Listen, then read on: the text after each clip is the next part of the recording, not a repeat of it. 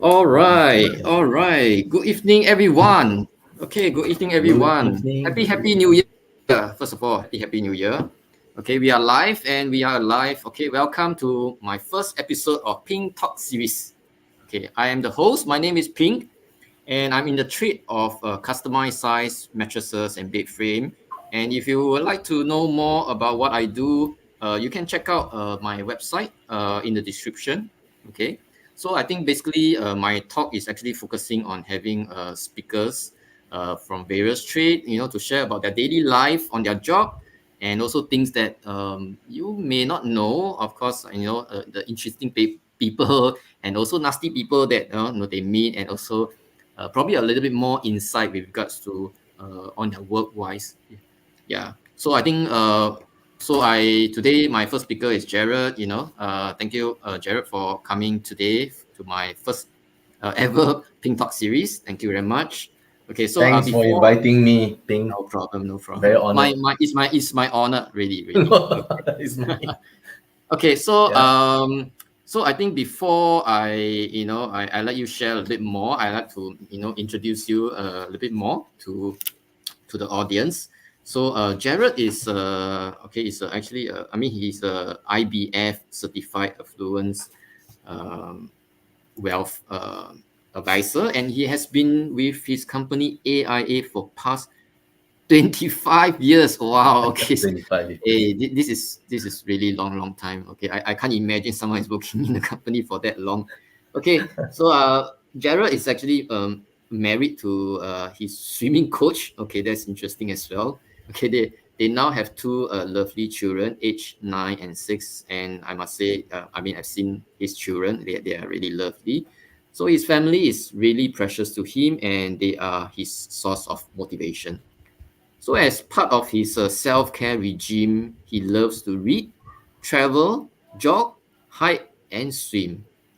And Jarrod is a highly motivated individual who believes that his mind can conceive and believe, and he can achieve. Wow. Okay, Jarrod. Okay, once again, welcome, welcome. Thank you, Ping. Thank you for the Yeah. introduction.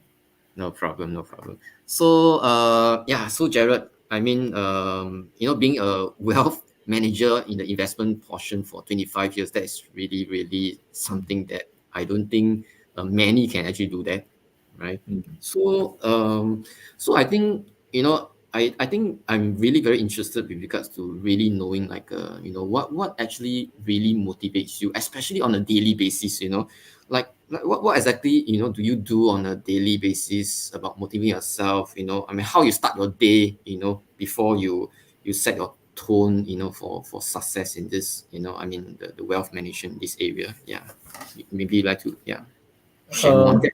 okay. Actually, for myself, I'm very much a creature of habit. If you're talking about the routine wise, I wake up every day 5:30, 5:45. Get my kids ready for school, get their breakfast ready, send them to school. Okay, good It's, it's, father, good it's like father. it's like clockwork, Is and nothing changes except for maybe school holidays. The schedule will change a bit. But Mm, other than that, once the kids are in school, right, is really down to my personal care time where I will do my regular jog and walk with my wife at East Coast. So we usually will start about 7:30. mm. We try to end it about 9:30, and then that's it. Breakfast, everything settled by 10 o'clock. That's where my day starts. So you Yeah. think that exercising in the morning is definitely a must for you as like a I So on some days that because like on Thursdays I have business networking that mm, happens very early in the morning. I won't be able to exercise on Thursday mornings. So what I'll do mm, is sometimes what I'll do is I'll shift that to the night. But definitely on a regular basis, exercise has to be part of the regime lah. mm. Why I say that? I think one of the reason is because I always emphasize that you can have all the money in the world, but if you don't have the good health to enjoy it, then it defeats the purpose of having that money lah. Yeah, Yeah. okay, you need So good sleep as well. yeah, of course, we need good sleep. Yeah, that's your department, Ping, Yeah, yeah, right? sure, sure. So As to how I managed to stay in one company, again, like I said, I'm a creature of habit. I don't over the years I have had offers from other institutions, banks, insurance companies, independent advisors, asking me to move. But I some people call it lazy, some people call it loyal, call it whatever you want lah. It's just that to me, I feel moving from one company to another, I see that there's not much point, because it's really how you uh, put yourself, how you accept the situation around you.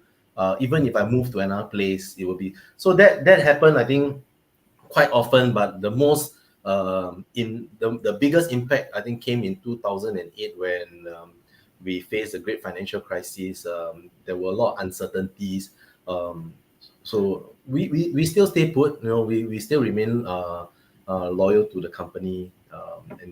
But if you ask me why again did I stay, it's really down to also the clients that have been with me since day one.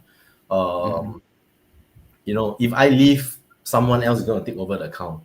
And usually the other person that's taking over the account, if they are not far-sighted enough, sometimes they say, this kind of case where I take over, I don't get paid, no commissions, I'm servicing for free.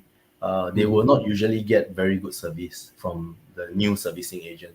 So I told myself, when clients entrust their finances to me, I think the least I could do is just to follow through and fulfill the promise. Because when they place their trust in me, it's really, what I've given them is really just a piece of paper and a promise, and I can't even fulfill that. Then I think I failed them, you know. So to me, I feel that, yeah, staying put in one place, making the best out of the situation, I think, yeah, that's what kept me going for the clients. Yeah. Okay. But do you, I mean, of course, I guess you have done a lot, over the years. I mean, I'm sure that there's so many success cases that you have done for like so many clients Yeah. kind of stuff, right? But I mean, maybe for benefit of this show, for the audience wise, maybe you'd like to share maybe is there some particular, either either a memorable experience, or maybe or maybe a nasty one. I'm not sure, but depending on what you No want. lah, I don't have nasty clients lah. No nasty guy. Okay, okay, okay. That's good. That's good. Okay, then Yeah. yeah. I think you share about Pleasant a experience. memorable Memorable, yes, musical definitely a experience that lot, you have with a one lot, a one lot. particular client. Yeah. I think one of the very surprising one was a couple. This happened more than 21 years ago. The couple Okay. was trying very very hard to conceive, and finally they got a baby. and Oh, and okay. they wanted to plan something and say, oh, my bundle of joy. They sat down, they said, okay, I want to plan uh, education planning, yeah. So they say, I want to do something. So I said, okay, well, what kind of amount are we looking at, so we did a projection, show a few figures about, what cost will be like 20 years down the road, 21 years, because for planning for a son. So the son has to go through NS, but what is I would say is something pleasant that came out of it was, the parents actually catered for about quarter mil for education funding, right? Of course, that goal was met, right? But the unexpected decision by the son was that he didn't want to go to uni. Yeah. Okay. Instead, he told the parents that I don't want to go uni. I completed my tertiary, my NS. I just want to start a business. I don't want to further go into getting a degree. So I want to do a business. And the parents, like, can sense that there was a bit of disappointment, right? But ultimately, guess where the quarter mil or more went? The Where parents actually took 150,000 and said, okay, this is for you want to go and do your business, you want to start up, this is your startup capital. The balance of the 100K, your daddy and myself, we're going to put a down payment for a car, and I'm going to buy a handbag. Oh, and okay. Yeah. Okay. So this was something which they made the preparation for the son. Mm. But at end of the day, they didn't expect that the son doesn't want to continue the education. So, so be it. Okay. Like, so there are Yeah, but it many may not be instances. a bad thing. I mean, anyway, It's it's not a like bad thing. So I say it's a very. I mean, there was certain disappointment. I mean, if your kid, you have very planned that your kid want to go to uni, but then in the end. But I think this is such life is such, right, that sometimes you can plan. But I told them, I said, hey, look at it this way. At least you provided him the financial means. Can you imagine if he is able to go to uni and you don't have the finances to support him? I think that situation could have been a bit more awkward, right? If he has the brains to do it, but you don't have the financial means to in a way to support, then I think maybe that would be a bit more awkward. But right now it's the other way around. Is that they have the money, the son doesn't want to go uni. So okay lah. Then all the years of savings, all the years of investing, they took it and then they rewarded yeah lah. themselves for being good parents.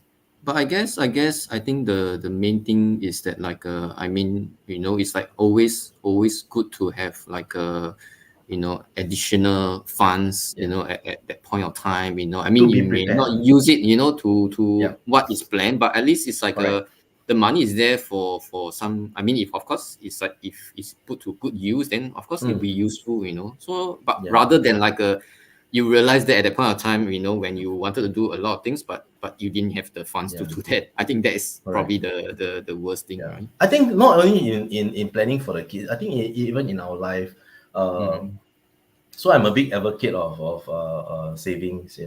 I save a lot. I am a, if you can call it, I'm a serial saver.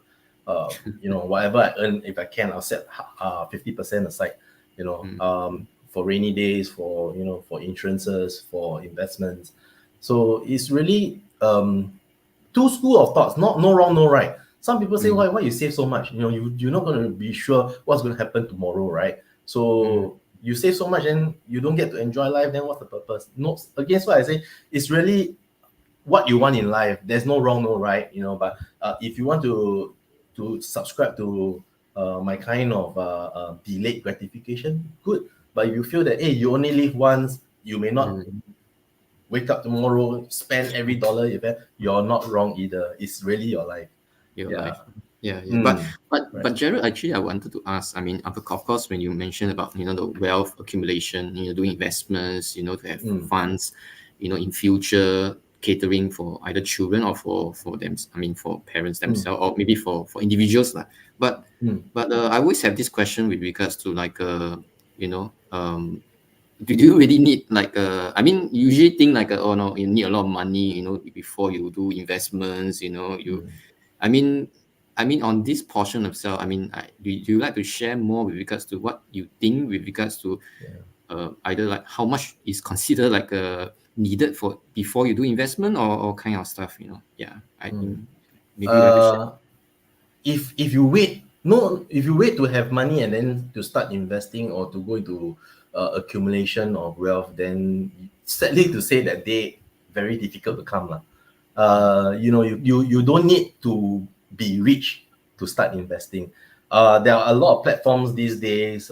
Again, so for myself, I would say I'm not product bias. Even though I'm a tech representative to AIA, I would say very openly that it's really clients have a wide array of choices these days to choose from on how they invest. Over my side, the minimum we are looking at is 200 a month. To start off Two a hundred a month. regular. Okay. That Yeah. sounds affordable. Mm. But of course, there are people who, let's say, they are not able to, and they want guidance as to where uh, they are able to find even more affordable. They can always feel free to chat with me Mm. later on. I can also show them how they can start with. I mean, if let's say you have only 50, does it mean that you cannot start? No, there are other platforms that let you start at $50, a month. Yeah, No. yeah, definitely there are a lot of ways.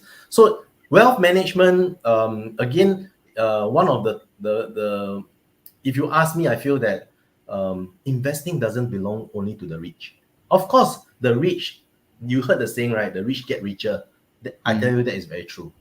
But it doesn't mean that, if you don't have money, you cannot start investing, because you can start somewhere. And you ask me again, what is the biggest advantage that a person have if they may not have the resources, the money to invest yet, but if they are young, I think they should start right now, because time is their best friend. Yeah, with compounding returns, that is their best friend. Yeah, so start as early as you can. One thing that hold people back is they are afraid to take risks. And that is one part of my education process, where I talk to clients about how they So can how manage do you that. how do you deal with people who are like Risk averse. risk averse? Yeah, yeah, yeah. They I mean, cannot take usually risks. how do you approach? Yeah. Yeah. I think it goes down to talking to them, asking them why do they feel that they cannot take risks. So for me, I have a few level that, okay. So in the financial advisory, we always talk about risk averse. One notch up will be the cautious, right? Then you have balance, and then the adventurous. So to me, I feel that if you are risk averse and I can move you from risk averse to a cautious investor, I think I have done a good job. Yeah. So the whole idea is to bring you to be to able to understand the risk reward relationship, and how you can actually manage risk. In fact, everything that we face, even sleeping, there's risk, right? Even walking out of the house, there's risk, right? So if you say that putting money in the bank is very safe, we have seen the collapse of Silvergate SVB in 2023, right? Banks can. So how do we say that there is no risk, right? Everything there's risk. It's just that how much risk are you able to accept, and that is one portion that I really take time to sit down and to talk to clients, and to understand why do they think that they cannot take risks, and what kind of risks are they afraid of. Is it they are afraid to lose their money? Then there are ways to work towards it. Yeah. Okay, that's quite. Everyone is afraid to lose their capital. Yeah. It's just Yeah, that yeah. if you manage it well, you construct and you a diversified portfolio, then risk can be managed. Okay. Then the thing is like I mean we all know that like in the financial market is usually quite dynamic kind of stuff. I mean Yes. you have been you have been like in this investment area for like so long. So Mm. I'd like to share a bit. I'm quite sure some of the audience might be interested to know like how do you keep yourself informed, and also like what kind of resources that you use so that you can best advise your clients with regards to all this wealth Uh, investment stuff. I would say reading and listening to. Okay. Again, this is what I do. I read a lot. I listen a Mm. lot to analysts, to news channels.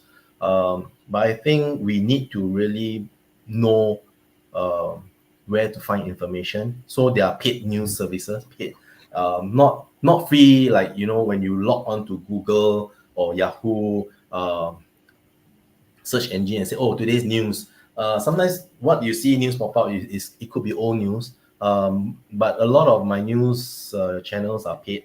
There are also platforms that I use for my trading. It is paid. Example, my charting, my analysis, it is done on TradingView. It's a paid premium edition, where also we have channels where people are talking. But it's important to know that source of news, because markets can be manipulated. Mm. I always have this habit. If I can offer one advice, is always have this habit of challenging the source of news. Where did this piece of news come from? How reliable is that source? And also due diligence. Make sure that you read and find out more yourself. If you're going to depend just on what people feed you, then always ask yourself, what's the agenda? Why is this person so nice to me, telling me all this privileged information, right? Mm. Yeah, so these are things that you have to ask yourself, and dwell deeper into that topic that you are interested. Let's say, for example, you want to talk about sustainability or green investing. What are these about? So you have to dig deeper and know a bit more into, rather than what people tell you or market talk. The worst is when you go around and say, hey, I heard my friend tell me, this thing can invest, they can do your due diligence. Even coming from, let's say, an advisor tell you, I think you should be investing in this area. Why? Is it the advisor product peddling or pushing some promotions, or is it really suitable for your needs, and does it suit your risk profile, right?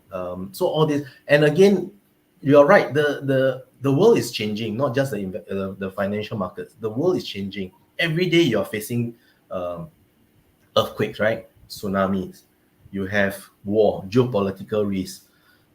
This is geopolitical risk is something which you can wake up the next morning and, wow, another war just took place, or it is beyond your control.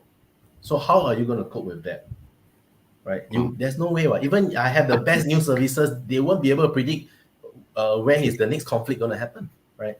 So really anticipate. I think what you can control, look out for that. Sectors that you feel that you like or you want to put your money in. Other than that, you're talking about the ever-changing landscape, very difficult, especially geopolitical risk. Something we have to understand. So Jarrod, it seems like it can be quite stressful on your job, No lah. I think okay. So a lot of me, for me, basically, I bring clients' money to the organization, to the financial institution, for the fund managers to manage. But actually, the people who are working behind the scenes, which is the fund management team, that is actually where the heaviest responsibility, I would say, lies, because we have our set of everyone has a role to play in the financial institution. Just that for me, I will be the one that is bringing in the money to the company, so that the fund managers is able to. But if you're talking about the back end, I think the fund management team is the one that does a lot of the behind the scenes work. Okay. Yeah. So Jarrod, I think for people who might be interested to jump onto this journey, be a wealth manager, as a career kind of stuff, I mean, what advice do you have, in terms of ensuring, I mean, whatever that you have said, how to really ensure, in terms of a work-life balance, a healthy work-life balance for people who might want to jump onto this career, how they should manage, this work-life balance is something which is really you want it. Is how badly you want it. I know there are people who, to them, the work-life balance is literally in the office or just making more money. But that's easy to say, because I mean, after 25 years in the company, a lot of people say, oh yeah, it's easy for you to say because you are stable, right? The clientele base is there. But for someone who really wants to start, there is no easy way into this career. Yeah, so you really need to have a passion, and you need to believe. I came in because, like I say, from the start, I was already a believer and a practitioner of savings, setting up money aside. But if you attract people that subscribe to your lifestyle. If you look at a lot of people that do business with me, they believe what I speak to them, because I walk the talk, right? So you attract the kind of customers that you want. You attract the kind of clients that you want, because they look at your life and say, hey, I think you look like something that I can subscribe to, but if you like the high life, the flashy life, then you will attract people in that area. But you have to put in the number of hours. There is no shortcut, right? Okay. People ask me, how many hours a day do you work? So my first part of the day is 10 to 4, right? But a lot of people don't see that my day also starts at 9:30 when the markets open. Okay. So Jarrod, I think the next question I'll ask you is Does all the wealth manager drive big cars, you know? Some do, I don't. I drive a Japanese hybrid. Yeah. Yeah. So of course there are people who live in big houses, but really again is what kind of lifestyle that you subscribe to is. Yeah, to me, I think if you ask me, the motivation is really the kind of life that I want to have with my wife, my kids. Uh, how do I wake up every day feeling motivated? I think of them. What's the kind of life that I'm looking forward to have with them? I think that is where I draw my source of strength and inspiration. Okay. So you can be an advisor that wants to attain high state social economic status, like, oh, I want to buy a GCB, I want to drive a ultra expensive sports car. By all means, but I think you have to do it the right way, really with good conscience and ethics. I think that's what's most important. Yeah. Okay, So that's true. That's anyone true. who wants to consider that as a career also can. I mean, if you have, so I think, Jarrod, what you can do is like, I think you later on, I mean, you can put in the comment, in the comments, about your contact number and like, email kind of stuff for people to reach out to you. Anybody where who, do yeah. I don't have I can see comments from Tjo. Tjo says hi Ping and Jarrod. Okay, Hi Tjo. maybe what I can Thanks. do is like, I mean, I can share your contact. Yeah. Yeah, just So share with that them. like, Anyway, if you're listening anybody in, it's who, sorry. 8133-4178. Yeah. Okay, I think okay, I will do that. Yeah, anybody who is keen to like reach out to Jarrod with regards to wealth management, and also like or maybe considering like a wealth manager as a career wise, I think can always reach out to Jarrod on that. So yeah. And you have questions, just send me a text. I'm always happy. Yeah, I mean, if anyone is in this chat would like to ask a question, I think we can have one question. But of course, before we end the show, I think as what Jarrod I had told you is that like since this is my show, right? This is a sleep. I'm from in the trade of sleep. Yeah. So as for the fun of it, right? So I'm going to like ask you later on a question with regards to sleep, before we end this session, right? Just for the fun, okay? Nothing too difficult, I'm quite sure you know. So okay, let me just Okay. let me just sleep related is the question. sleep related. Yeah, let me just key in your contact number in the comment first. Okay, so I just Just curious, Ping, how many listeners or viewers we have? now we have 6 here. Yeah, 6 of them. Yeah. Okay. Okay, Yeah, great. So before thanks Jarrod for your time, right? So anyway, okay, before we end this thing, I just wanted to ask you a fun question. Okay, my fun question for you is that like so if you have a job that is actually related to sleep, okay, related to sleep, not related to wealth, okay, related to sleep, okay, whether is it being a professional bed tester or a dream analysis. So what do you think that you want to be?